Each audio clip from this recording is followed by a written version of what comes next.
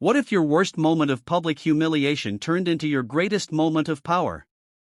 Buckle up, Dark Stories fans, because this tale of epic karma is about to take off. One woman, a brilliant black CEO, is heading to the most important meeting of her life. She has a first-class ticket on Apex Air, but the gate agent sees her skin color, not her status, and flatly denies her the seat she paid for. The agent, a smug passenger, and even security close in, ready to make her a criminal for demanding what is rightfully hers. But they have no idea who they're dealing with. They are about to learn that the woman they tried to break is the one who owns their entire world. And the karma that's coming is as swift and turbulent as a Category 5 hurricane. The air in John F. Kennedy International Airport's Terminal 4 was a familiar chaos of scents and sounds. Stale coffee, anxious sweat, the ceaseless symphony of rolling suitcases and echoing announcements. For Dr. Anna Sharma, it was simply the necessary noise that separated one part of her life from the next. Today, it separated New York from London and the finalization of a monumental acquisition from the board meeting that would anoint her its new queen. Anya was not just a success, she was a phenomenon. At 34, she held a PhD in economics from Cambridge and had built a private equity firm from the ground up, a firm that specialized in identifying and acquiring undervalued legacy corporations, injecting them with innovation, and turning them into titans of industry. Her latest conquest was the Helio-Stratton Group, a sprawling conglomerate whose crown jewel was Apex Air, one of the world's largest airlines. The deal had been signed and sealed a week ago. The flight to London was for her official introduction as the new chairperson of the board. Dressed in a tailored navy blue pantsuit that spoke of quiet power and wearing glasses that framed her intelligent, focused eyes, Anna approached the priority boarding gate for Apex Air Flight 117. Her ticket, nestled in her passport, was for Seat 2A, first class. It was a necessity, not a luxury. The transatlantic flight was her last window to review the dense dossiers on the board members she was about to meet. The gate agent, a woman in her late 50s with a severe blonde bob and a name tag that read Carol, eyed her with a look of profound skepticism. The line was meant for first class, business, and platinum tier frequent flyers. Anya, to Carol's jaded eyes, fit none of those categories. She saw a young black woman, and her mind, a Rolodex of prejudices, flipped to the wrong card. "Can I help you?" Carol's voice was clipped, each word a tiny sharp icicle. "Hello." Anya smiled, holding out her passport and boarding pass. "I'm here for Flight 117. Carol took the documents without making eye contact, her fingers brushing against Anna's as if recoiling from a contaminant. She scanned the boarding pass. A flicker of something, annoyance, disbelief, crossed her face before being replaced by a mask of bureaucratic indifference. "I'm afraid there seems to be a problem with your seat," Carol said, her voice dripping with false concern. Anya's smile didn't falter. "Oh, I received the confirmation this morning. Seat 2A.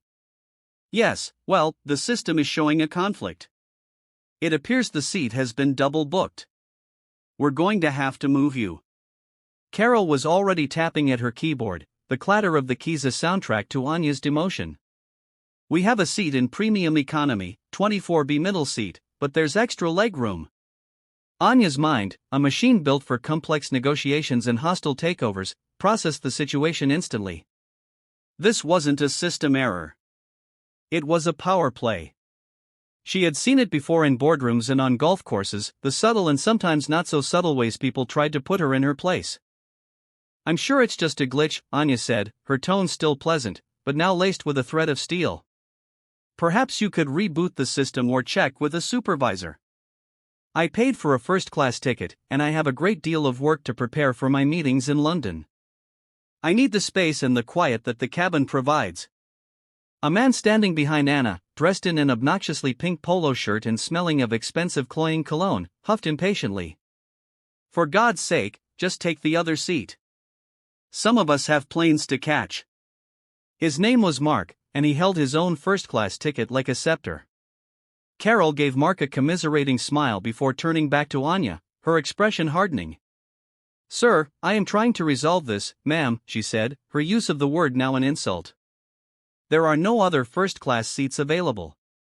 The cabin is full. This is the only option." She slid a new boarding pass for seat 24B across the counter, a flimsy piece of paper that represented a profound disrespect. The cabin is full, or the seat you believe is mine has been given to someone else? Anya asked, her voice dropping to a low, dangerous calm. She did not take the new pass. Listen, I don't know what you're trying to imply, Carol snapped, her professional veneer cracking to reveal the ugly prejudice beneath. These things happen. Now, are you going to board or are you going to hold up the entire flight? I am going to sit in the seat I purchased, Anna stated, her voice unwavering. Seat 2A. The final boarding call for Flight 117 echoed through the terminal. The gate, once bustling, was now nearly empty, leaving Anna, Carol, and the smug mark in a tense triangle. The jet bridge was a tunnel to a world she was being deliberately locked out of. Humiliation, hot and sharp, pricked at her composure. She had faced down billionaire sharks and navigated corporate espionage. Yet here she was at the door of her own company being treated like a trespasser.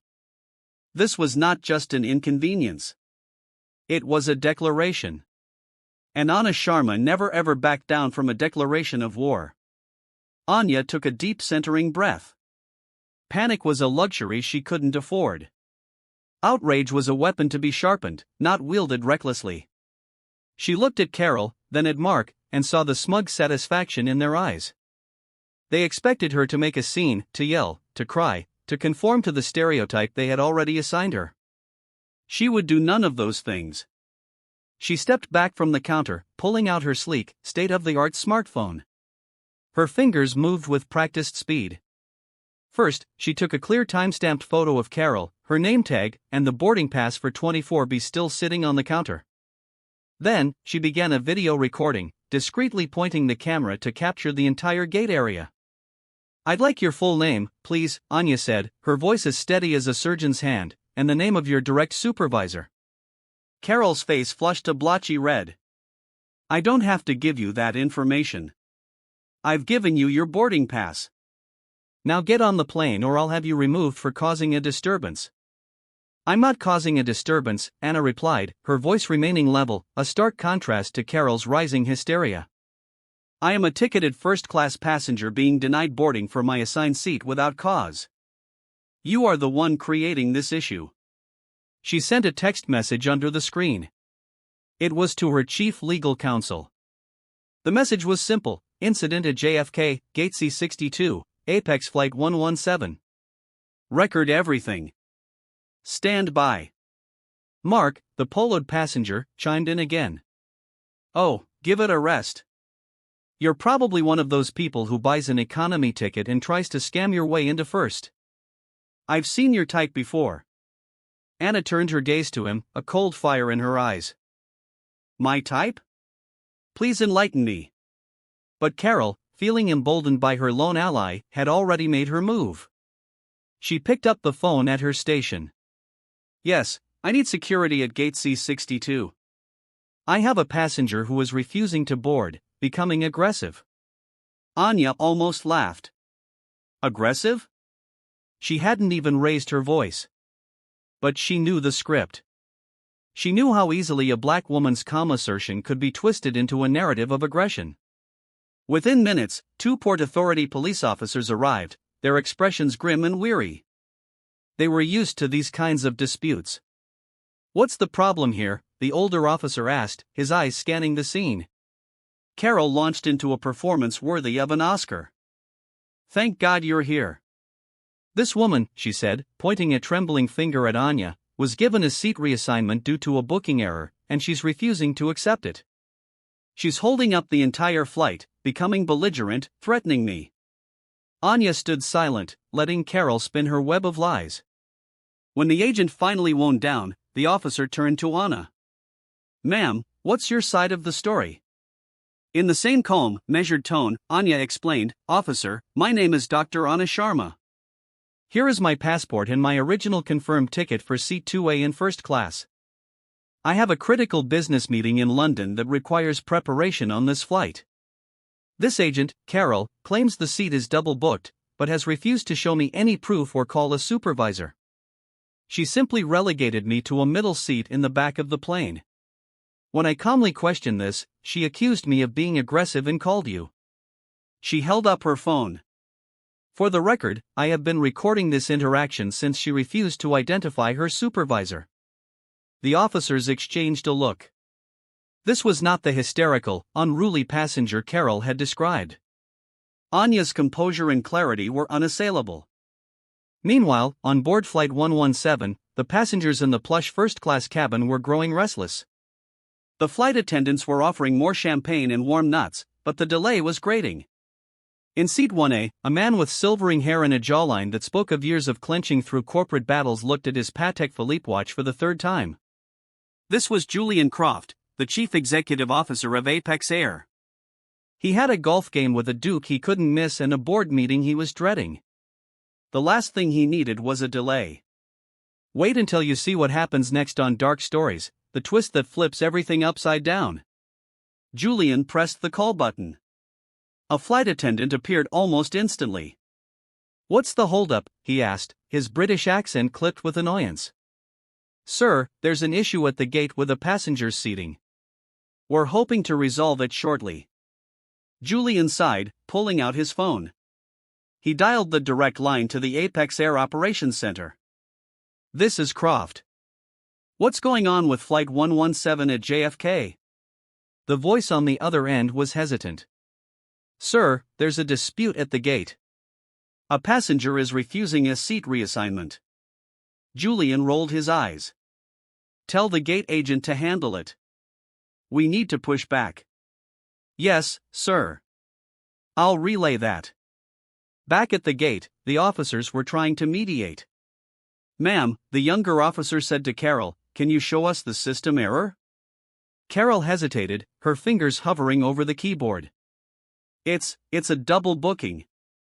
The seat was assigned to another passenger." "Who?" Anya asked quietly. Carol's eyes darted to Mark, who was now looking less smug and more uncomfortable. "This gentleman," she admitted. Mark shifted his weight. "I was upgraded. I have the miles." The older officer sighed. "Ma'am," he said to Anya, "technically, the airline can reassign seats. But if you have a confirmed ticket, you might have grounds for a complaint later." "I understand," Anya said. "But I need to be on this flight in my assigned seat. I have a meeting that cannot be delayed." Just then, Carol's phone rang. It was the operations center. She listened, her face paling. "Yes, sir." "Understood." She hung up and looked at Anya with newfound venom. "The CEO himself has ordered us to depart. So, you can take the economy seat or miss the flight entirely." Anya's heart skipped a beat. The CEO? Julian Croft? The man she was about to replace? A slow smile spread across her face. "The CEO, you say? Excellent.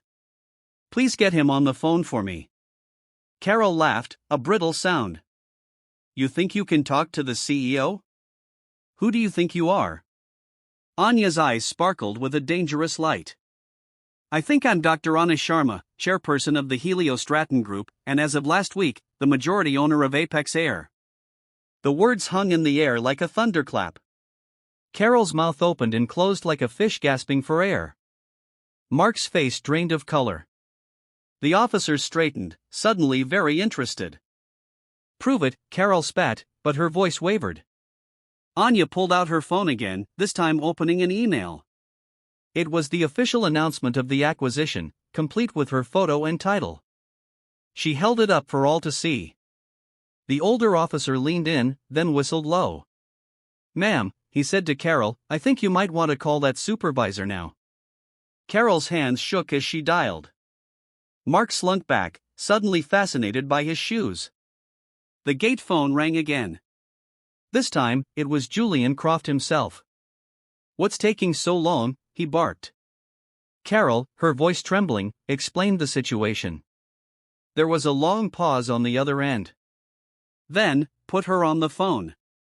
Anya took the receiver. "Mr. Croft, this is Dr. Anna Sharma." Julian's voice was cautious. "Dr. Sharma? The Dr. Sharma?" Our new chairperson? The very same, Anya replied coolly.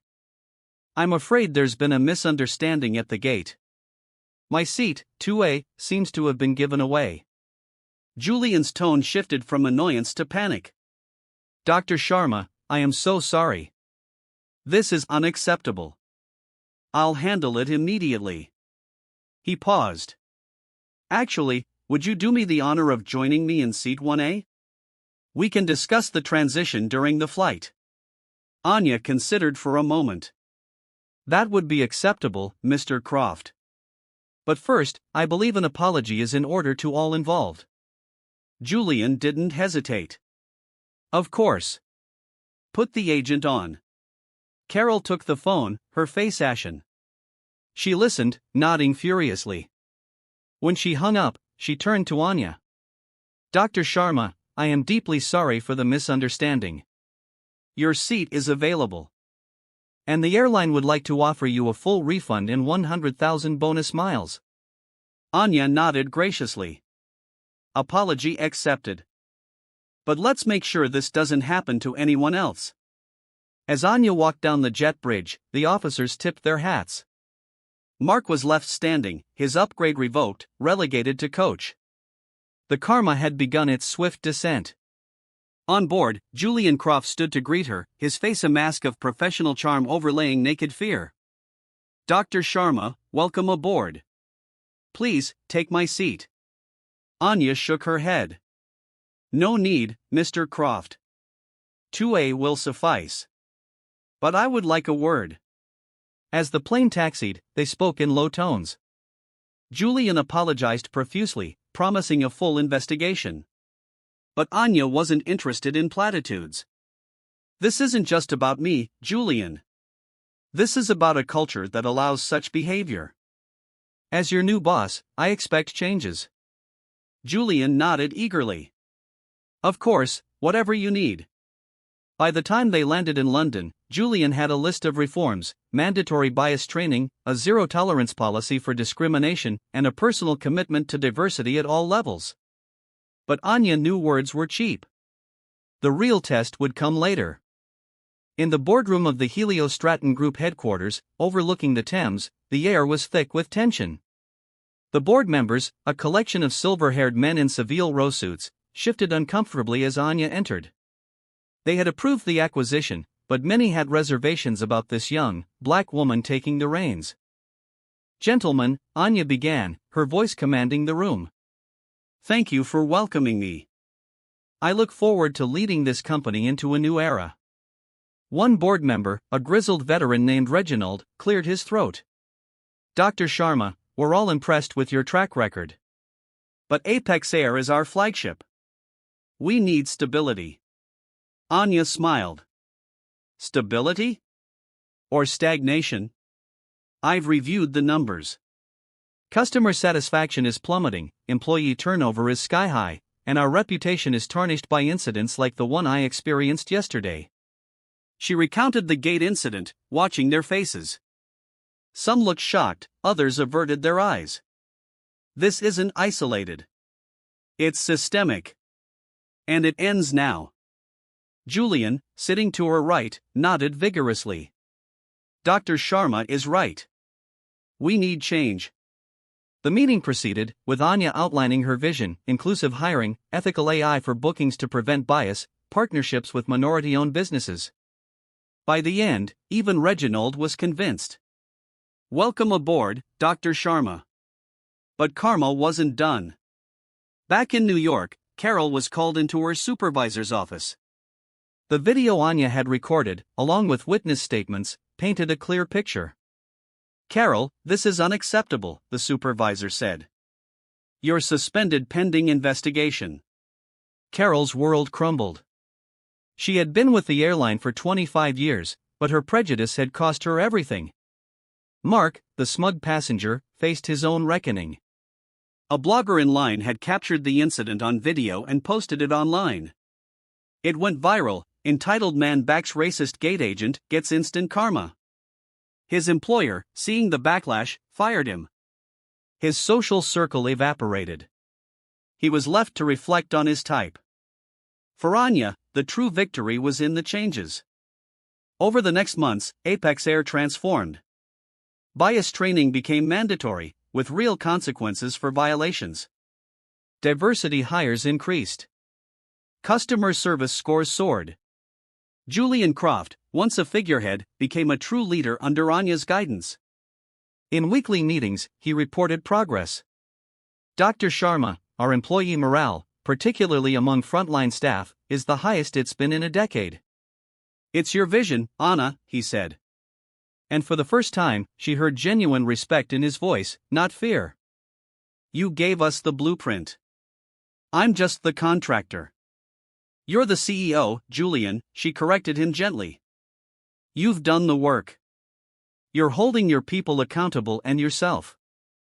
That's why you still have this job. It was the closest she had ever come to offering him praise, and it landed with the weight of a royal decree. He had passed his trial by fire. The story of the incident at JFK became a legend at Apex Air.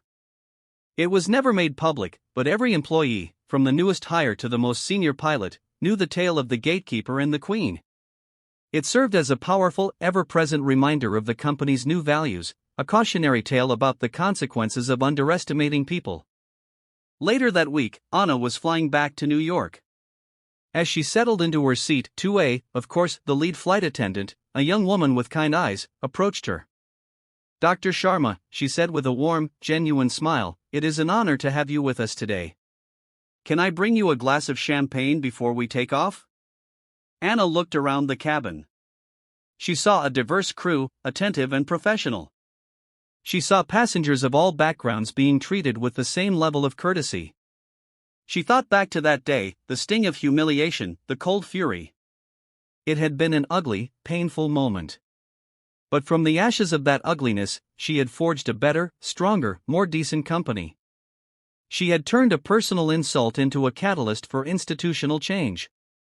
Thank you, Anna said, her own smile genuine and relaxed. I'd love one.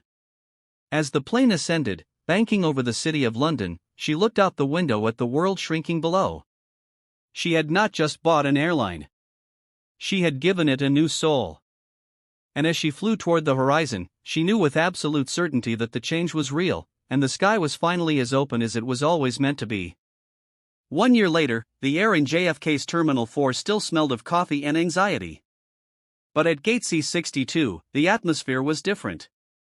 A young Apex Air gate agent named Maria was dealing with a frantic elderly Japanese couple who, through a tour booking error, had tickets for a flight that had departed an hour ago. They spoke no English. An older pre-reform version of the airline might have seen them as a problem to be shunted aside. But Maria, a graduate of the inaugural Dignity for All class, saw only two scared people in need of help. She patiently used a translation app on her company-issued tablet, her voice calm and reassuring. She saw the husband clutching his chest, his breathing shallow. Ignoring the growing line, her training kicked in. She immediately called for a wheelchair and medical assistance while simultaneously working with a supervisor to book the couple onto the next available flight to Tokyo at no extra charge and securing them meal vouchers. She treated them not as a logistical problem but as human beings. Watching from a nearby coffee shop, Julian Croft felt a strange sense of pride. He was conducting one of his now regular incognito walkthroughs of his own airports, a practice Anya had insisted upon. He saw the situation resolve with kindness and efficiency. He saw the relief on the old couple's faces.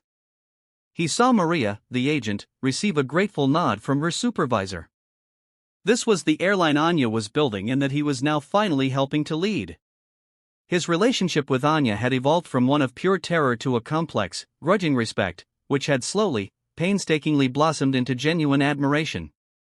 The weekly meetings were still grueling, but they were no longer inquisitions.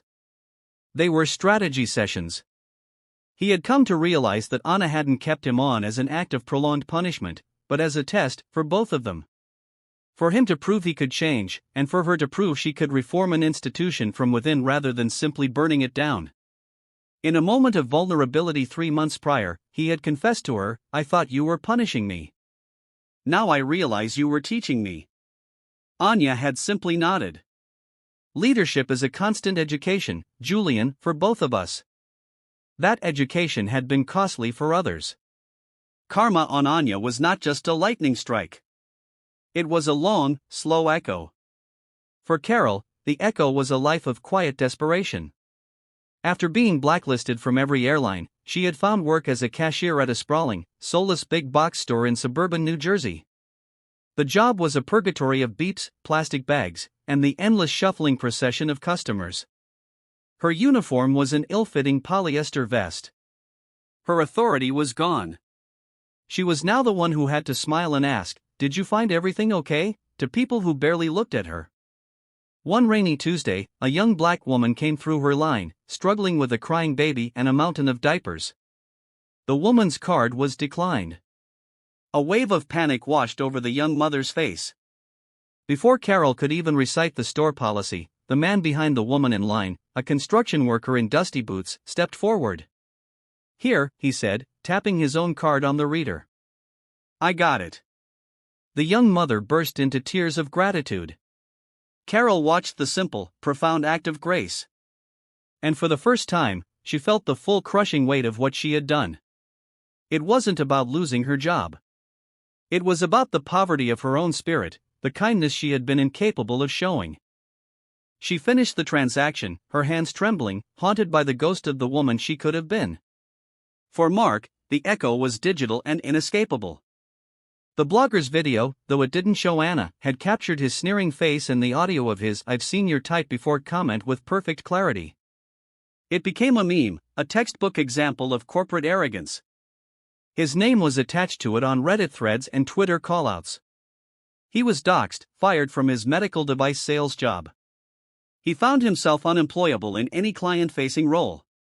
The lifetime airline ban was merely the seal on his professional tomb. He now did freelance data entry from his small apartment. The swagger gone, replaced by the hunched shoulders of a man permanently braced for the next online insult. He had spent his life judging others on their appearance, and now his own appearance, frozen in a few seconds of viral hatred, had become his life sentence. Anya's legacy, meanwhile, was being written not in share prices, but in stories like Maria's at Gate C62. It was in the rising customer satisfaction scores, the plummeting number of official complaints, the flood of positive social media posts. Apex Air, once a symbol of indifferent corporate power, was becoming known for its humanity. This culminated in an awards dinner in Geneva.